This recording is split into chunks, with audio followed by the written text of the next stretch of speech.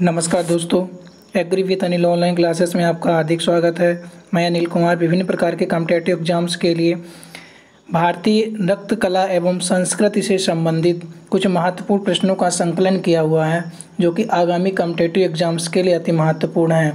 जैसा कि शास्त्रीय नृत्य या फोल्क डांसेस से कई प्रकार क्वेश्चंस को पूछा गया है, जो कि एक या दो क्वेश्चन अवश्य रूप से आते हैं।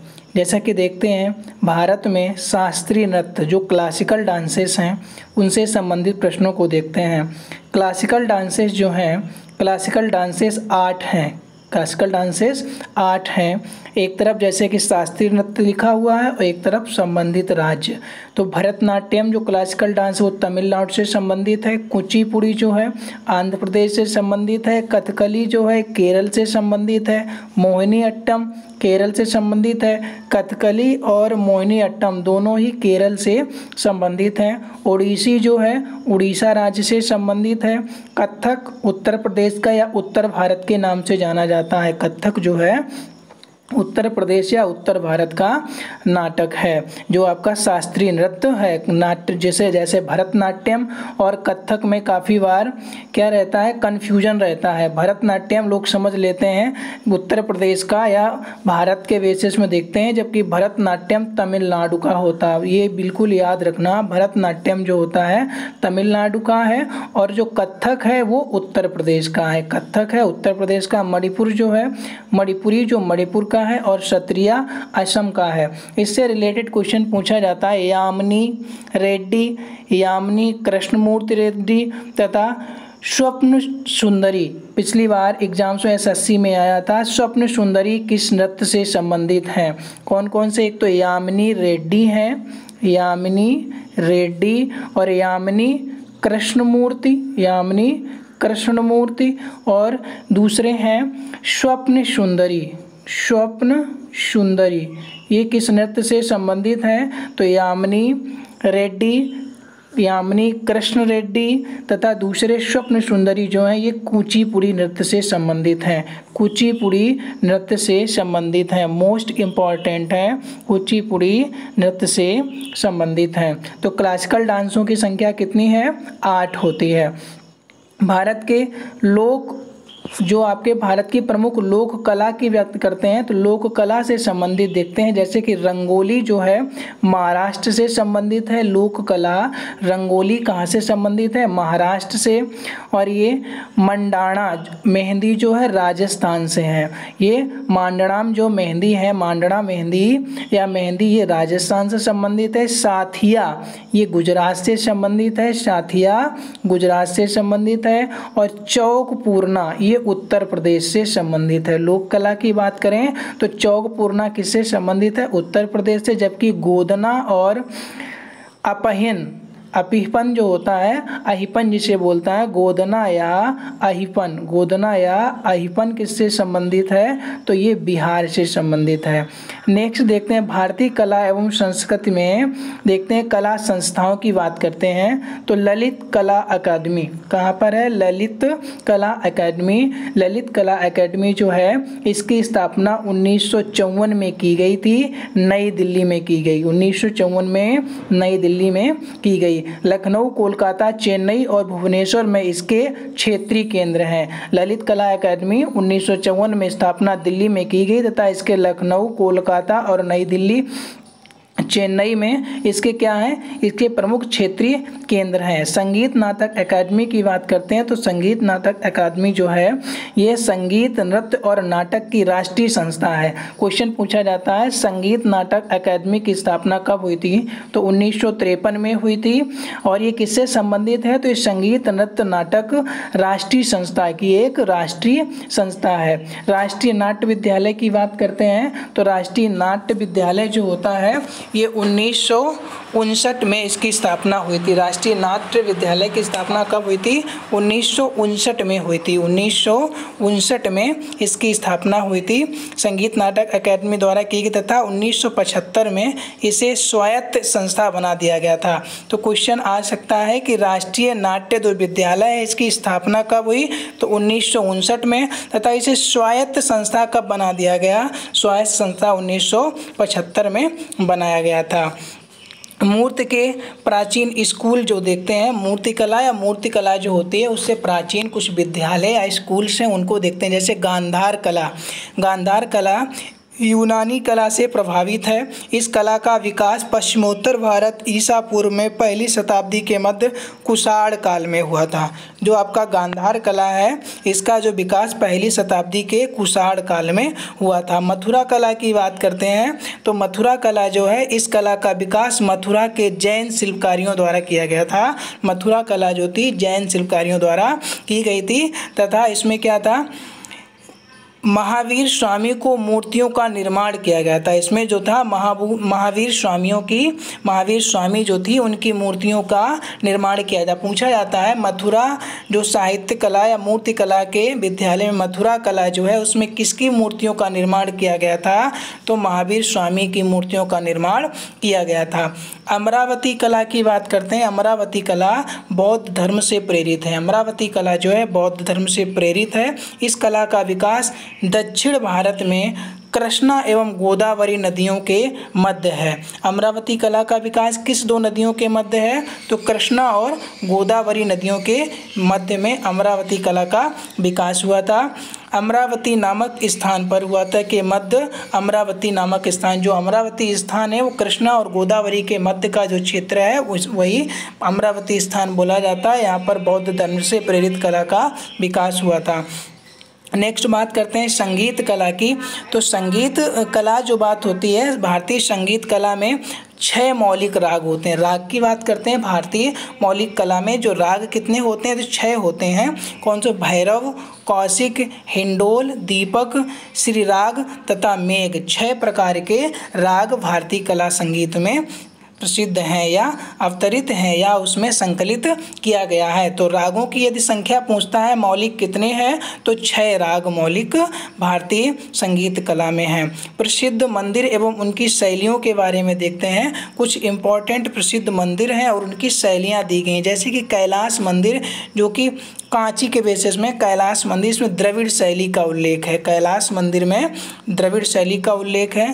कंदारिया महादेव मंदिर खुजराहो जो बोलते हैं उसमें क्या है? नागर शैली का प्रयोग किया गया है। कैलाश मंदिर जो कि एलोरा में है, एलोरा की गुफाएं आज बोला जाता है कैलाश मंदिर एलोरा, इसमें बेसर शैली का प्रयोग किया गया है। दिलवाड़ा जैन मंदिर माउंट आबू में जो है नागर शैली का प्रयोग किया गया है। दशावतार मंदिर देवगढ़ जो झांसी में स्थित है, दशावतार मंदिर देवगढ़ झांसी, इसमें भी बेसर शैली का प्रयोग किया गया है। बेसर शैली का प्रयोग किया गया है। बृहदेश्वर मंदिर जो कि तंजौर में स्थित है, द्रविड़ शैली का प्रयोग है। सूर्य मंदिर जो कि कोणार्क में स्थित है, नागर शैली का प्रयोग किया जाता है।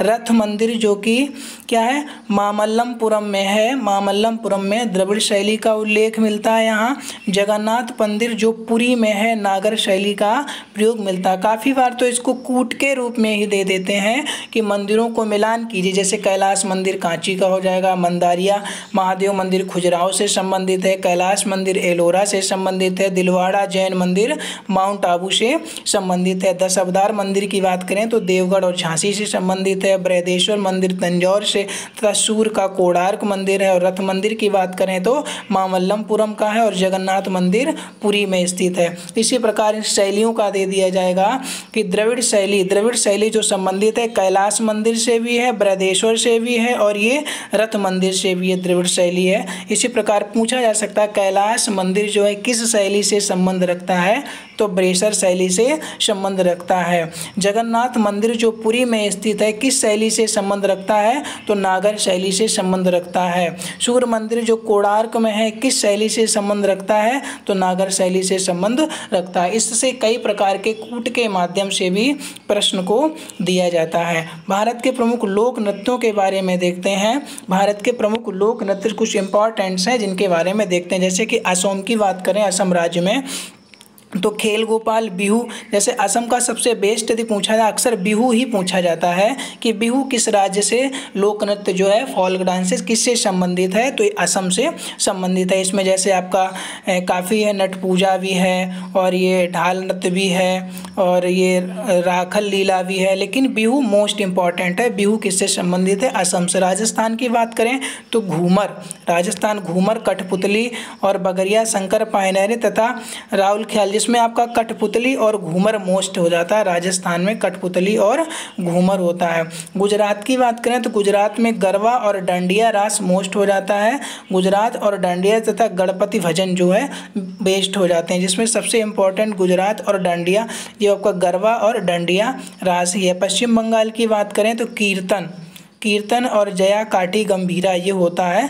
गंभीरा जो है जया काठी और गंभीरा पश्चिम बंगाल से संबंधित है। महाराष्ट्र की बात करते हैं तो महाराष्ट्र की बात करें तो महाराष्ट्र में लावनी तमाशा, महाराष्ट्र में लावनी तमाशा, मौनी, पोवाड़ा, कोली तथा लीजम। तमाशा की बात करते हैं, तमाशा और लावनी महाराष्ट्र। बिहार की बात करते हैं तो बिहार में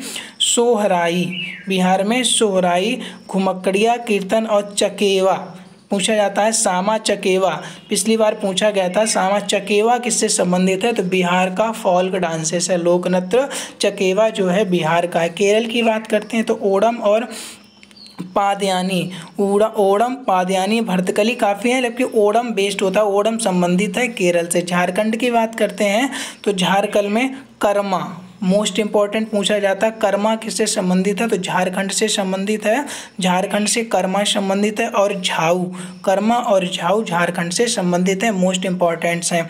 कर्नाटक की बात करते हैं तो यक्षगान किससे संबंधित है, यक्षगान जो है कर्नाटक से संबंधित। करगा और भूतकोला ये कर्नाटक से संबंधित है, जबकि यक्षगान मोस्ट इंपॉर्टेंट है कर्नाटक। ओडिशा की बात करते हैं तो छाऊ और चुंगनार तथा ये सवारी जो होता है ये मोस्ट इंपॉर्टेंट है। तथा मुदरी, जिसमें छाऊ सबसे बेस्ट है। छाऊ किससे संबंधित है, तो कई बार पूछा गया, ओडिशा से संबंधित है। आंध्र प्रदेश की बात करते हैं तो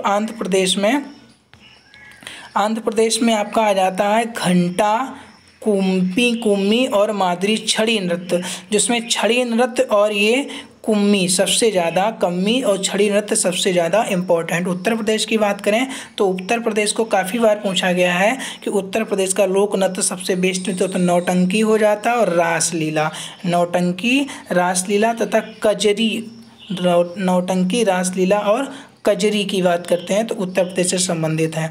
उत्तराखंड की बात करते हैं तो उत्तराखंड में कजरी का उल्लेख मिलता है। और चार फूला की बात करते हैं और चाचरी जो है ये उत्तराखंड की है। मध्य प्रदेश की बात करते हैं तो मध्य प्रदेश के गोंडो और ये इसमें होता है भगोरिया, हालको भगोरिया, ये जो है मध्य प्रदेश के मोस्ट इम्पॉर्टेंट है। पंजाब की बात करते हैं तो भंगड़ा मोस्ट हो जाता है तथा गिद्दा और ये घमान, गिद्दा, भंगड़ा और घमान ये पंजाब का मोस्ट हो जाता है। इसके पश्चात देखते हैं छत्तीसगढ़ की बात करते हैं तो छत्तीसगढ़ में कर्मा और भगोरिया, राउत तथा नाचा, घसिया, सुआ, इसमें राउत संबंधित, राउत मोस्ट इम्पोर्टेंट हो जाता है कि राउत किससे संबंधित है, तो छत्तीसगढ़ से संबंधित। हरियाणा की बात करते हैं तो सॉन्ग, हरियाणा का सॉन्ग, घोड़ी नाच सॉन्ग संबंधित होता है। हिमाचल प्रदेश की बात करते हैं, हिमाचल प्रदेश में छारवा, जद्दा, जयंती, डांडी, चंपा, चमेली और सांगला। तो सांगला कई बार पूछा गया, सांगला किससे संबंधित है, कूट के रूप में दिया जाता है, हिमाचल प्रदेश से संबंधित है। इसी प्रकार से इसमें कई सारे क्वेश्चन बन जाते हैं जो कि आपके कूट के माध्यम से दिए जाएंगे या डायरेक्टली पूछ दिया जाता है। दोस्तों सेशन यदि पसंद आए, वीडियो पसंद आए तो वीडियो को लाइक करें और अपने इष्ट मित्रों को शेयर करें तथा इसकी PDF के लिए आप एग्री विथ अनिल टेलीग्राम को ज्वाइन कर लें। एग्री विथ अनिल आप डालेंगे, एग्री विथ एग्री विथ एक में लिखेंगे, स्पेस करके फिर कैपिटल ए में अनिल लिखेंगे। इसके डालने पर एग्री विथ अनिल आप टेलीग्राम को ज्वाइन कर लें, जिसमें सारे पूर्व में अपलोड किए हुए वीडियो तथा उसकी पीडीएफ भी आपको आसानी से उपलब्ध हो जाएगी। दोस्तों, वीडियो पसंद आए लाइक अवश्य करिए और अपने इष्ट मित्रों को शेयर करिए। धन्यवाद दोस्तों।